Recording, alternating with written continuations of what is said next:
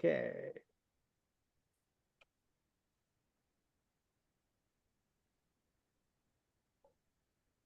All righty. So today we're going to be looking. Remember, Paul's on that trip to Rome. Started out in Caesarea. Yeah, this is the trip of the places they've been, and we find out today, after 2 rough weeks in the sea and the ship breaking up, they land on this island, and they're going to discover, as we start out in chapter 28, that this island is Malta. It's like they didn't know exactly where they were to start with, but I was reading about where these sailors would have been actually familiar with Malta, but not the particular side they landed on, because that wasn't the seaport side. They would have known the other side if they were coming in, possibly recognized the port, because obviously there's a pretty good port there. We find out when they go to leave that must be a good sized ship. They're going to get all 276 people on that ship to go. So and then they're going to go through a place called Syracuse, and then on to finally hitting Italy, and where they land up here. And so Paul's on his continuation. So Ray, I think you still got the same Bible that I do, and at least on mine, the page after the start of chapter 28, there's a map of the similar map to the one you got shared here. I think there is.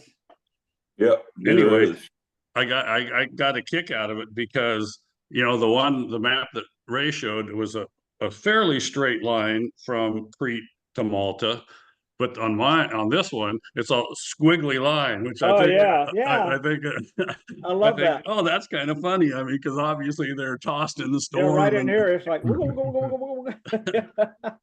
but I don't know where they were going. Yeah, and they actually were afraid that they were going to come down here and hit. I guess there's this area in here is known for sandbars, wrecked a lot of ships. That's where they were afraid they were going to go, and the sandbars aren't close to the shore, so it would have been catastrophe to hit down there. So, but when you can't see the sun or the stars, you don't know where you are. So yeah, actually, I could see the sun and the stars, and I still wouldn't know where I was. But beside the point. So I got a kick out of that. I just noticed that the squiggly line. Okay. So Jack Berry, since you haven't been a while, how'd you like to read the first 6 verses? No, I'd love to. Now, when they escaped, they then found out that the island was called Malta, and the natives shown us unusual kindness, for they kindled a fire and made us all welcome because of the rain that was falling because of the cold. But when Paul gathered a bundle of sticks and laid them on the fire, a viper came out because of the heat and fastened on his hand. So when the natives saw the creature hanging from his hand, they said to one another, "No doubt this man is a murderer, who, though he has escaped the sea, yet justice does not allow to live." But he shook off the creature into the fire and suffered no harm. However, they were expecting that he would swell up or suddenly fall down dead. But after they had looked for a long time and saw no harm to him, no harm come to him, they changed their mind and said that he was a god. Do you want to stop there or keep going? Yeah, that's good. There's kind of a lot in here, I thought, as I listened to a couple of different messages and read through it a couple of different times. First of all, miraculously, none of them were saved, but you got to go back to 26 and 27. And Paul was telling them, stay with the ship. You abandon the ship, you'll die. Stay with the ship no matter what, you're going to live. The other thing I thought was interesting with these natives, the word unusual kindness. It's kind of interesting when you think of they had 240 or 70 guys, I forget now. That's, and a lot were prisoners. Yeah. So these natives are showing them all this kindness. Can you imagine the size of the fire? They kindled a fire to make us all welcome. That to me was pretty incredible. Just the size that this fire would have had to have been, all the wood involved, and all these guys sitting around. They're hungry, they're wet, but they're being showed all these unusual kindness. And then the other interesting thing is Paul, you wouldn't think of Paul as being a servant, but he is a servant. He's a servant like Jesus taught us how to be servants. So he's gathering firewood. You would think after all this, he'd be kicking it back, letting other people do this stuff. But we see this as a big plan. This whole thing is orchestrated from above. So I just thought that was interesting. Just, a reminder of how to be humble no matter what position we hold anywhere. And of course, the viper, I guess that island was noted for these poisonous snakes. From what I understand now, there are no more poisonous snakes on Malta. They eradicated them all. But there's a lot more here. But one thing that really stood out, and I haven't heard anybody comment on it, but I think it should be mentioned. So these natives have no doubt this man is a murderer, whom, though he had escaped the sea, yet justice does not allow to live. And I didn't look a lot of this up in different languages or Bibles or anything, but the thought being that, okay, here you have an island, you have a bunch of natives, and we really don't know, they're just a different culture that speaks a different language. It doesn't mean they were a bunch of running around in grass skirts with spears and so on and so forth. Yeah, but interesting. Just to interject, that word is barbarian, literally. So they would. Okay, that's right, barbarian. Yeah. But so they're barbarians, okay, but yet they had an understanding of justice. So that goes, now granted their thinking's a little flawed, because first you're a devil, now you're a god, but nonetheless the take home for me was they understood justice. And it kind of reminded me of people say, well, how can everybody know that there's a God back in, the natives where there's no technology, blah, blah, blah. And we're told in the Bible that everybody will know the goodness of God through his creation. And that, to me, is just an example of it right here. These guys knew right from wrong. We had that conscience that we're bred with by God to know difference between right and wrong. We just shut off the right and do the wrong. But we have that, and these guys, they demonstrated that, but just by saying this, and that's, I'm probably making too much out of this. I just thought that was good. No, that's good. I agree. I had the same thought. Yeah, I thought that was awesome. So anyways, yeah, that's just, I know there's a ton more in those 6 verses, but in a nutshell, it's kind of what I got out of that. Let me, you notice I got justice highlighted there. It's an interesting word, and I go along, the conscious, and what you were saying there goes along with the concept, that God has put a conscience in everybody, and we see that people who may not know the real God, they may come up with some weird ideas to justify, to go along with that thing in their conscience that says, there is justice in this world. If you did this, you shouldn't get away with it. And this will tie in really with why they would have later thought he was a god, is when you go to the Greek stuff, if I can find it here. Okay. And see the word called justice here? Can you guys see that on my screen here? Yeah. Yep. Yeah. If you look at the word above it, D-I-K-E is capitalized. Okay. Mm-hmm.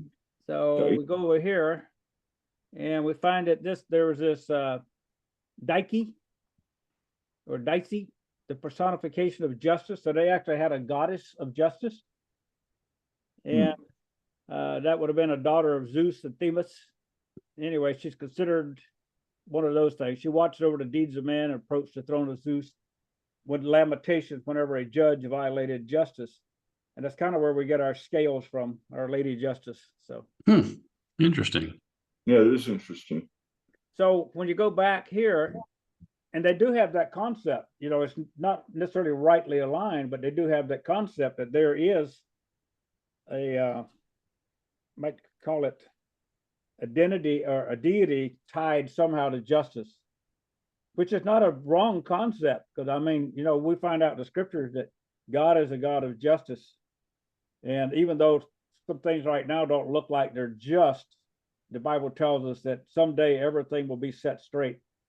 So And that's hard to deal with sometimes. It's like, man, people are getting away with stuff, you know, but so they're going, okay, this guy was a murderer.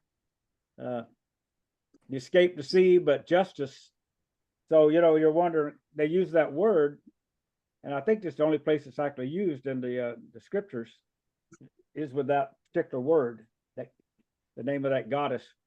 But it could be used, I guess, too, as the concept of justice. So either way, they've got it. So if you think of though, if they're thinking of it as being the goddess not allowing him to live, that, you know, she's making sure his dues are paid because he got away with it once, but he's not getting away with it anymore. You can see now where they might change their minds and say, oh, well, he's a god.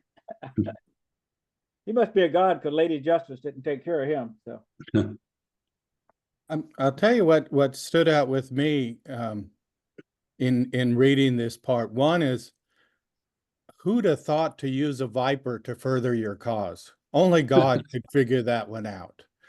And here you have human nature. You have human nature that is seeing Paul, and so they make all these conclusions and judgments about who he is and what he's going to do. And then the viper is there, and it's all going to be resolved. And then how their thought process changes because of what the viper did and how God used the viper in order to open the door for them to hear his word. mm-hmm. Amen. Yeah, that obviously this ties in with that last section of the book of Mark where it talks about those who believe, you know, will pick up snakes, that kind of stuff, or the snake will pick you up. Doesn't mean the snake handlers are right, but that was one instance we have in the scriptures where someone was bitten by the poisonous snake and it didn't harm them. And Paul, if you remember back in, I think, chapter 23 and also 27, where the Lord had reminded him or told him again, promised him, you're going to go to Rome. Right. So the viper latches onto him. It's like, oh no, you know, it's all over. I escaped the sea and now I'm dead.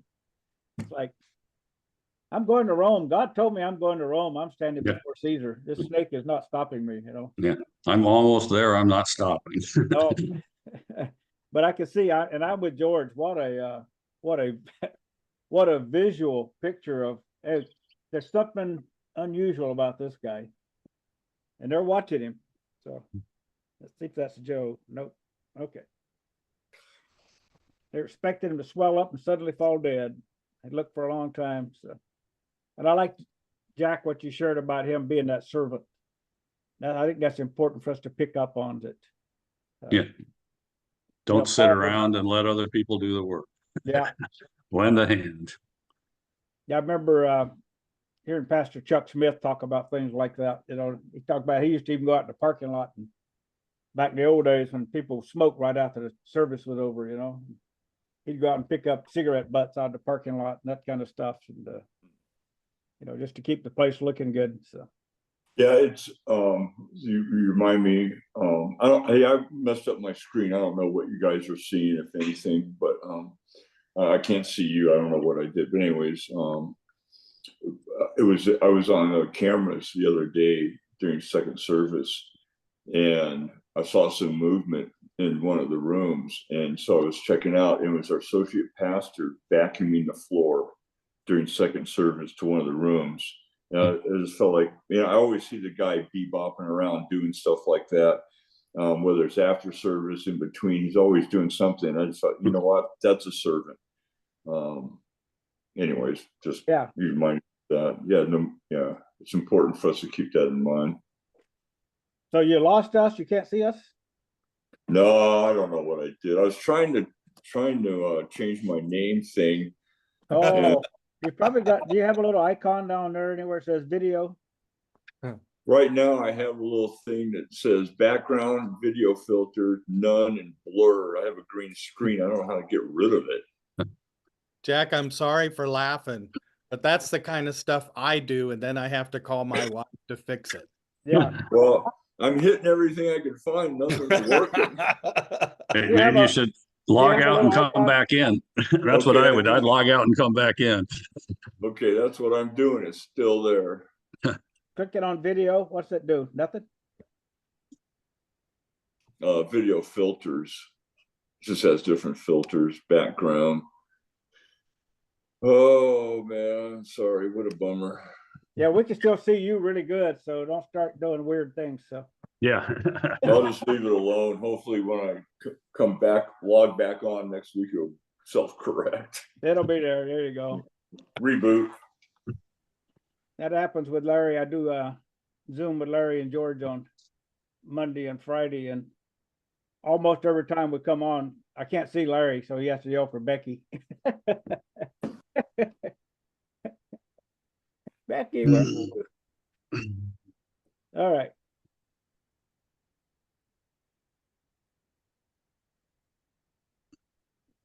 George, you want to read 7 through 10?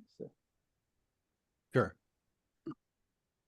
In that region, there was an estate of the leading citizen of the island, whose name was Publius, who received us and entertained us courteously for 3 days. And it happened that the father of Publius lay sick of a fever and dysentery. Paul went in to him and prayed, and he laid his hands on him and healed him. So when this was done, the rest of those on the island who had diseases also came and were healed. They also honored us in many ways, and when we departed, they provided such things as were necessary. You know, I think that this is very much a continuation of the previous paragraph. And now that through the viper, that God has opened the door, he's opening the door even wider to show what Paul can do through the Lord, and how the Lord works through Paul, and they already envisioned him as a God, but now they're seeing God's work through Paul, and he's given them that opportunity to learn the power of the Lord and the things that he can do.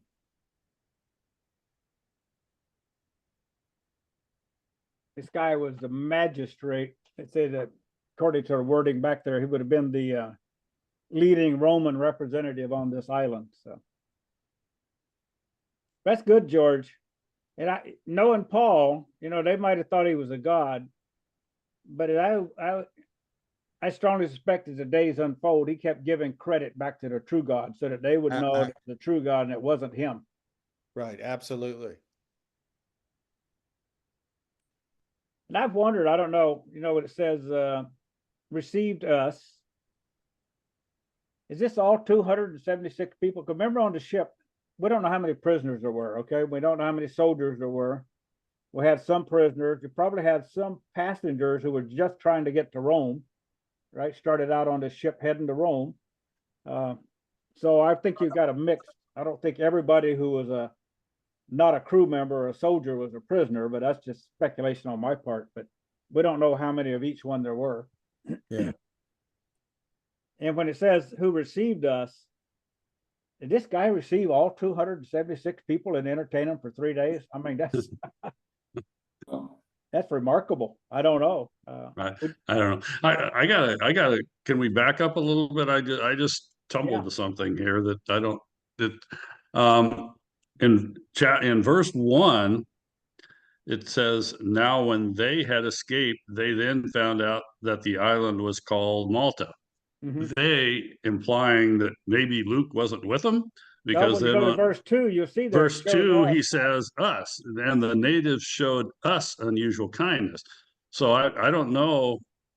I'm wondering, you know, they didn't used to have, I mean, originally there was no chapters. It's almost like verse 1 should have stayed with chapter 27. I don't know. Was Luke with them on the boat, or? Yeah, because we find out earlier Luke was on the boat. Let me go back here at 27 real quick and just look at the tail end of that and see if there's any reason that he would have switched to a they. Well, in verse 30, it's a they, and that whole section it's Well, it kind says of here, a they. in 30, as the sailors were seeking to escape from the ship when they had let down the skiff. Yeah. Earlier, Luke talks about we did this. Okay, yeah, okay, in verse 29, there's a we, so that would imply that, yeah, Right. okay, Luke was, so it's a we and a they, it's a little confusing, but Yeah, it's so you probably got not, some of them doing this, some of them doing that, and Luke's involved okay, in some of it. okay, probably not a big deal anyway, I just This is thought, interesting, though, since you pointed that out, though, in verse 37. So, and in all, we were 276 persons. And this is interesting. So when they had eaten enough, they lightened the ship and threw out the wheat into the sea. So here, Luke's not involved, obviously, of throwing the wheat into the sea. mhm. Okay, when it was day, they did not recognize the land. Luke probably would have had no reason to include himself in not recognizing the land, because he probably wouldn't have recognized any of it. So, Yeah, and they let go of the anchors. They ran the ship aground. Okay, so that's, it's interesting though. So some of these things sometimes are really important. They were going to kill them, right? So yeah, that would be the soldiers, yeah, said, and so it was that they all escaped safely to land. Well, obviously Luke makes it there too. yeah, if Luke was there, he got off too, So he's okay, continuing with the they in that first verse. So it was that they all escaped safely to land. It's mhm. interesting he didn't say we all escaped safely to land. Or maybe he thought, well, it's obvious I'm writing the book, I must have escaped. I don't know. Yeah, it's no big deal. It just sometimes it's important to see the difference between us and we as opposed to they, but in this case, it's probably just confusing. Yeah, we have seen it earlier where we could say, oh, Luke has joined the crowd again here. So, Yeah. and Paul did have, he had Luke and Aristarchus, I think his name was, as companions. Hmm. And as far as we know, they weren't prisoners, that they were allowed to accompany Paul on this trip. But I just think it's amazing that, when it talks about here, 276 people, and these natives welcome him, start a fire, warmed him. Like I say, they probably give him food. And then the leading island on the citizen says received us. I'm continuing with the fact it's probably the whole group. That could have been just Paul and Luke maybe though too. So that's, Well, I would assume that there at least been some soldiers with them, because yeah. Well, yeah, Paul there would was have a been, prisoner, so yeah, there would have been some, yeah. there'd have been some. Whether it's the whole group, I don't know. But Paul, just think, as George pointed out, all the opportunities that Paul has had on the ship, Right. now on the shore, to lead people to Christ and to show what the Holy Spirit can do through those whom God will use. And so here's a lot of healing going on. People on the island hear about this, and they come and they get healed too. So, I think where it says Paul went into him and prayed, I think at that point he's given credit to God, and he's Yes. teaching about God, and he's just an yeah, conduit for God's power. yeah. And it's interesting too. He went in and prayed, and this is an interesting thing, as we see in the scriptures, that we can't make formulas about how the people get healed. Here's one where obviously Paul had prayed and laid hands on him and healed him, in the sense that Paul was a vessel being used. God did the healing, obviously, but he did it through the prayer and Paul laying hands on him. But we've seen other instances in the book of Acts where sometimes they just announced, rise up and walk, or, Hmm. cast out a demon. It's like there was no prayer involved at that particular moment. Mm-hmm. And some of that may relate to back like when Jesus said, this kind only comes out by a lot of prayer and fasting. In other words, the background, what they've been doing, has prepared them for that moment. And they know, these guys obviously knew through the Spirit whether they needed to pray or whether they could just pronounce. And here Paul is praying, and then Hmm. the Lord does the healing. So, and I did read where David Guzik said something about the words here about the healing isn't necessarily the same typical word that often implies a miraculous healing, but it could also include like medicinal healing. So I don't know. So, and David Guzik wasn't trying to be rigid on that and say, okay, they were just, they weren't a lot of miracles taking place, but it could have been a combination of things going there. Okay. He said Luke may have been performing a medical missionary trip. So I don't know. Well, we do know this. I wouldn't be surprised if they were thinking things taking place through Luke and Aristarchus too, because they had both been with Paul, and I think Luke left in, you guys help me on this.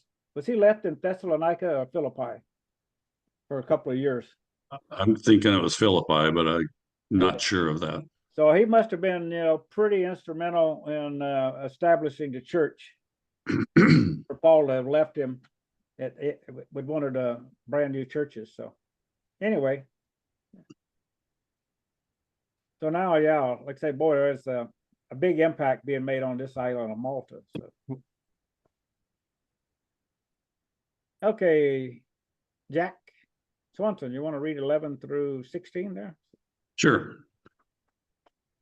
After 3 months, we sailed in an Alexandrian ship whose figurehead was the twin brothers, which had wintered at the island. And landing at Syracuse, we stayed 3 days.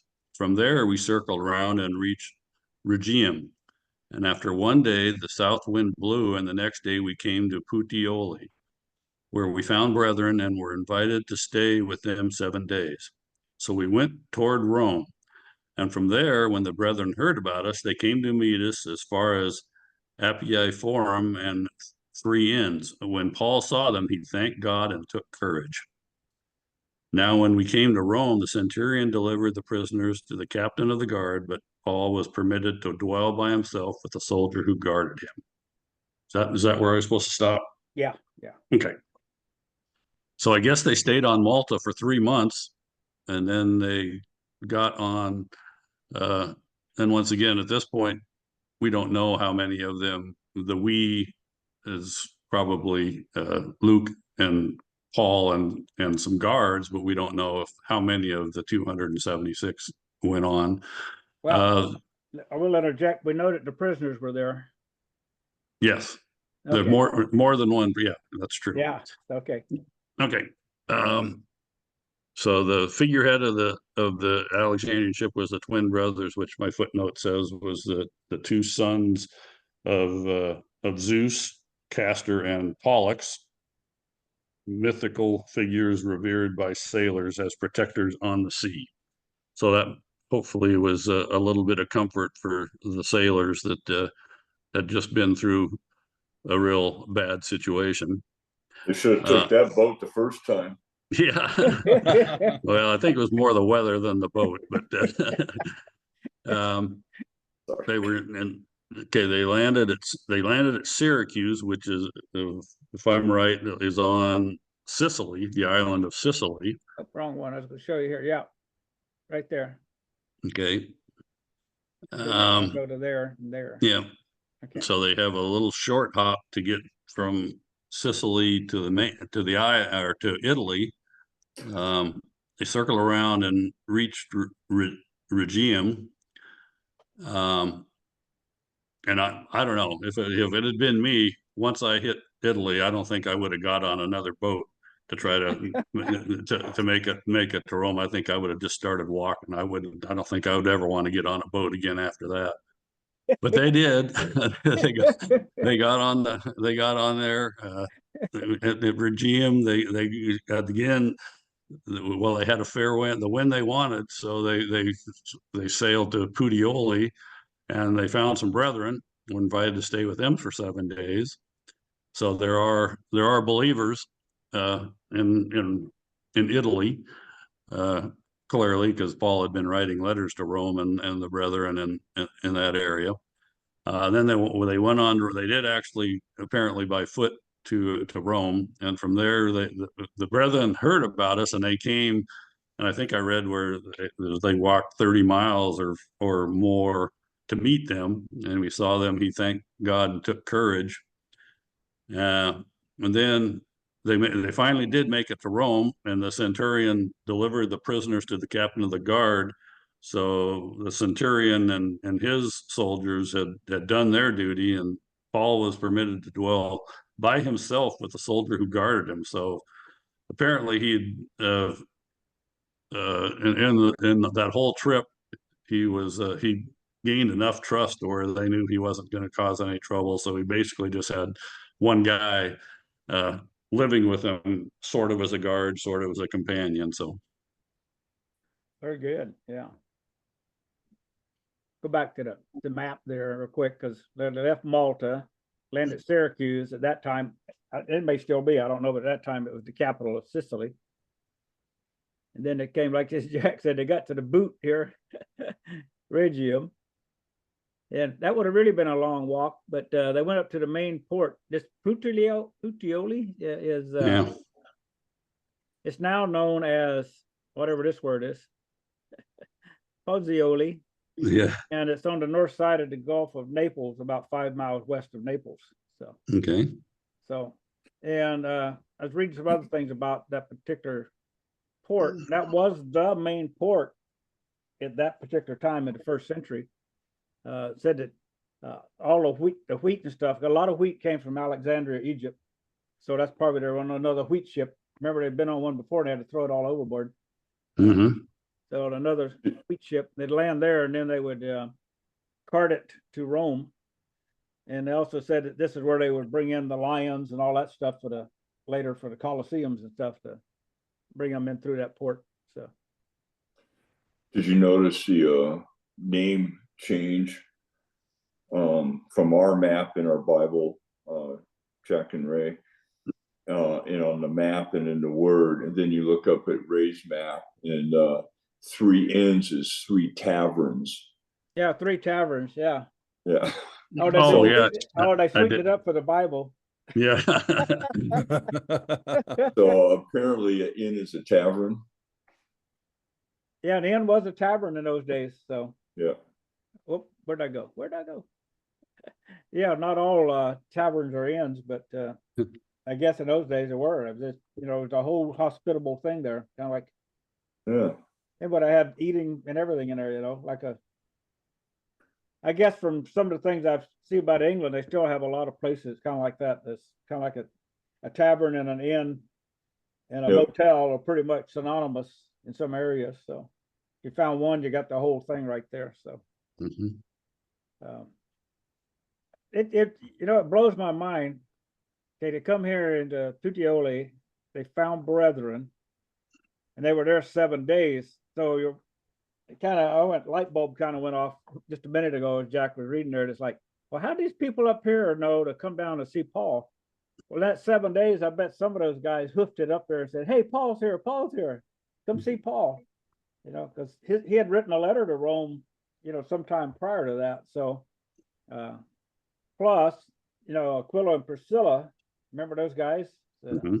At one point, the Jews had been kicked out of Rome, and Paul worked with them and ministered with them. And then that ban or moratorium, whatever, had passed away because there's a new emperor now, and the Jews were allowed to come back. Because later we find out Paul even talks about greeting Aquila and Priscilla. They're back in Rome. So they would have known about Paul, even though they'd never met Paul yet, through his letter and also through some of the Christians that had met Paul and had come back to Rome. So I love this too. We found brethren and were invited to stay with them 7 days. There's something remarkable going on here with this Julius, is that it? What's the guy's name? The soldier, the centurion. Anybody remember? I don't remember. But this guy is, to me, amazing. He's got this job to take these prisoners to Rome, and there may be some there that's going for an execution. We don't know, but it could be that whatever they're going to Rome for, they may already been decided that they're guilty. Maybe they're going for trials. I don't know, but he stays here for 7 days, obviously with Paul and Luke and Aristarchus, and the soldiers and the prisoners are all here staying with the brethren for 7 days. I mean, what an opportunity and a testimony that even if some of these guys are on death row, so to speak, they're surrounded by a bunch of Christians more than once. Early on, the centurion allowed Paul to go and meet some of the Christians and let them minister to him. Mm-hmm. And here we see it again, 7 days they're spending with Christians. So, you know, The centurion's name was Julius. So yeah, good memory, Ray. you have to remember. Oh, was it? Good. Yeah. I just kind of wonder, we have no report of it, but how many of these guys were affected for the kingdom of God that spent this trip with Paul? I mean, it had to have been, you know, either accepting or rejecting, but they saw so much and saw so much reality. Mm-hmm. Hear words, they saw God in action. I think, Yeah, you know, it's when you got me to thinking, Ray, with that comment, you know, these sailors, they probably came from all over different towns to come together to do their job of sailing. So when they went back to their towns or regions or whatever, now you've got more people telling the story and preaching the word. So that could have had just a huge effect on just these different towns and townships and everything they came from. That's interesting. The other thing is, you see where God is setting Paul up to where he can accept people and still minister, because of his trustworthiness. They found him. They just had a guard living with him. As Jack said earlier, just, you know, is a guard companion. But then we find out that he was in a rented house. So again, a big old lizard crawling across the patio. So again, you get the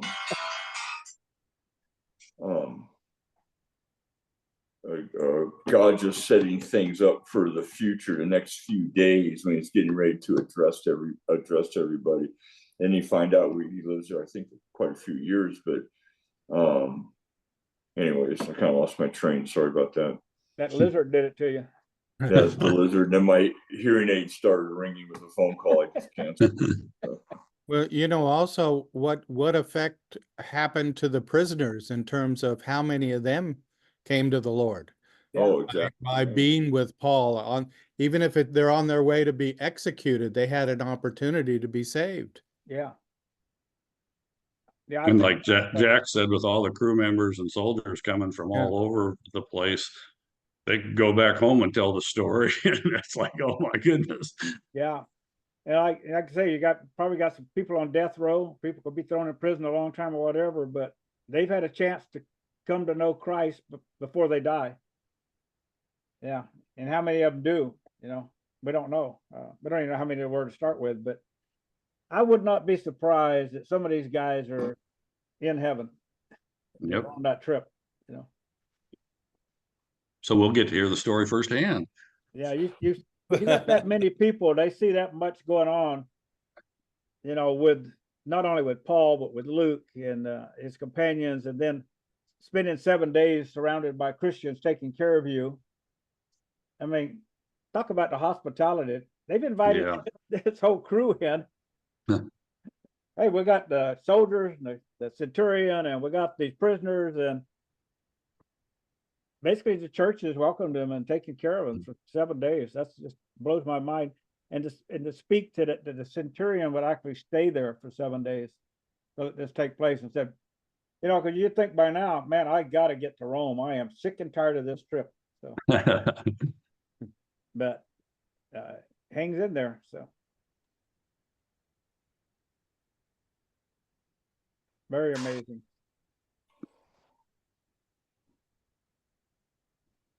We lost Jack for a minute. And you know, we haven't really talked about it here, but there was obviously Christians in Rome when Paul got there, and there were Christians in Rome when Paul wrote the book to Romans, which was way before he ever came to Rome, because in the first chapter he says, you know, many times I've longed to come to see you guys, and I know I'm going to get there someday, Lord willing. And well, the Lord was willing, and got him there. And we know that Aquila and Priscilla were already believers before they were kicked out of Rome and met up with Paul, because they were already believers when Paul met them. But remember, on the day of Pentecost, there were people from Rome there and heard Peter's sermon. Probably some of those got saved, went back to Rome, and the church grew from there. So, you know, I've heard that, well, no apostle was involved in the forming of the church at Rome. Well, those early converts were surrounded by the 12 apostles for several days at least, maybe a few weeks before they went back to Rome. So the whole group of them probably were instrumental in the church in Rome. So, but we all know Peter was the first pope, and so that was it. Okay, we're back to Jack reading again, huh? So, Jack, you want to read 17 through 22 at the moment, I think so. Sure. And it came to pass after 3 days that Paul called the leaders of the Jews together. So when they had come together, he said to them, Men and brethren, though I have done nothing against our people or the customs of our father, yet I was delivered as a prisoner from Jerusalem into the hands of the Romans, who, when they had examined me, wanted to let me go because there was no cause for putting me to death. But when the Jews spoke against it, I was compelled to appeal to Caesar, not that I had anything of which to accuse my nation. For this reason, therefore, I have called for you to see you and speak with you, because for the hope of Israel, I am bound with this chain. Then they said to him, We neither received letters from Judea concerning you, nor have any of the brethren who came reported or spoken any evil of you. But we desire to hear from you what you think. For concerning this sect, we know that it is spoken against everywhere. Again, there's just a lot in here, but just to hop to the kind of the end of this, it's being orchestrated to where they could have just said, we find nothing wrong with you, go about your way. But yet they're opening the invitation for him to speak and talk to them. And Paul's going to do what Paul does. He gives them the mini gospel.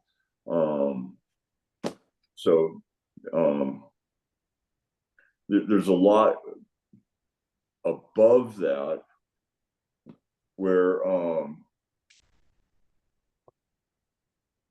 so I'm kind of trying to go through here real quick. How many years had it been since they started this whole process with probably close to 3 now. 3 years, right? Yeah. So in the meantime, the hierarchy in Rome has changed hands. So I believe I read somewhere where the people that were accusing him actually left because it's been going on for so long and nothing was happening. No one would pull the trigger on this. So now they're listening to him again, and he's got a new audience. You just see everywhere you look in this story, in this chapter, in this whole book, you see how God is just going ahead and setting the stage, no matter what the timeline is. And to me, that's another example of be patient. Be patient. Just because we're not hearing immediately from God doesn't mean he's not going ahead and working in our lives, getting things set up. And I don't know about you guys, but sometimes I get really impatient and I take not hearing things as to go ahead and go and do things. Yeah. And I don't know, that's not always the right move. But I personally need to learn how to be patient and wait on God. Yeah. Good point. Yeah, and you even mentioned about, where to end up fellowshipping. That's going to take some prayer and patience. Yes. Direction, all of that. So I think it's interesting where at the start of this section, I mean, Paul's kind of reverting back to his prior mission trips where, I mean, he's obviously staying with fellow Christians, but as he has done in the past, he calls the Jews together. So it's not like he's going to the synagogue, but he is calling the leaders of the Jewish community together to talk to them again. Right. So I thought that was kind of interesting and he basically said, I did nothing, but the Jews back where I was before had it in for me, and they wanted me to be punished. So he had to appeal to Caesar to stay out of their hands. Yeah, I think it's pretty interesting because they're like, Paul, we haven't heard anything about you personally at all, and the people that it says nor have any of the brethren who came reported or spoken any evil of you. So even though there's Jews, when they talk about the brethren here, I'm pretty sure they're talking about Jews. Mm-hmm. they haven't spoken any evil of you. So it's like they're not prejudiced against Paul automatically, which is really good. So he's really got an open door here. Mhm. But they say, we do desire to hear what you think about this sect, because Yeah, I thought that was interesting. they're still calling it a sect, that's considering it part of Judaism. And if you think about it, that's true. As he said here, because for the hope of Israel, which we'll get into probably more next week, more detail about what that is, because he's going to go into that into some detail. What is the hope of Israel? The hope of Israel is the Messiah. The Messiah, yeah. And I'm in these chains because of the hope of Israel, and I want to be able to share that with you guys. So, and he's going to tie this in. It's like concerning this sect, okay, the hope of Israel and this sect go together. They're inseparable. The sect, is that what they're calling the way? They call it the way. Yes. Back? Yeah. Yes. So they're still looking at this point in history as part of Judaism. And, and as Paul points out, the hope of Israel, this is a continuation of what God promised our people from the very beginning. And if you go way back, this hope of Israel actually started with the hope in the garden. That's the first indication back in Genesis that there will be a Redeemer. And then when God, chose Israel for that hope to come through, then Paul is able to take the word, as we find out as he deals with the Gentiles, and show that the hope of Israel is also the hope of everyone. So, but the hope came through Israel. So that's why he's in chains. And he's correct. That's why he's in chains. And he talks about other places, I'm not a prisoner of Rome. I'm a prisoner of Christ. So, because I'm right where the Lord wants me, and it's led me to be. So, might be in a Roman jail, but I'm not their prisoner. Because we see there's been opportunities where you look at it from a man's point of view, it's like, Paul should have been let free and gone, turned loose. But God has promised that he's going to go and speak to Caesar. So, obviously, Nero, one of these days, unless it's already happened, I have no idea how that all works. Can't say he never heard. Because at some point, Paul did stand before him. So, well, he actually stood for him twice. First time he gets let go, we figured that out. But the second time he does not. So, okay. I think we'll stop there today because it's 10 o'clock, and George and I have a golf engagement. So.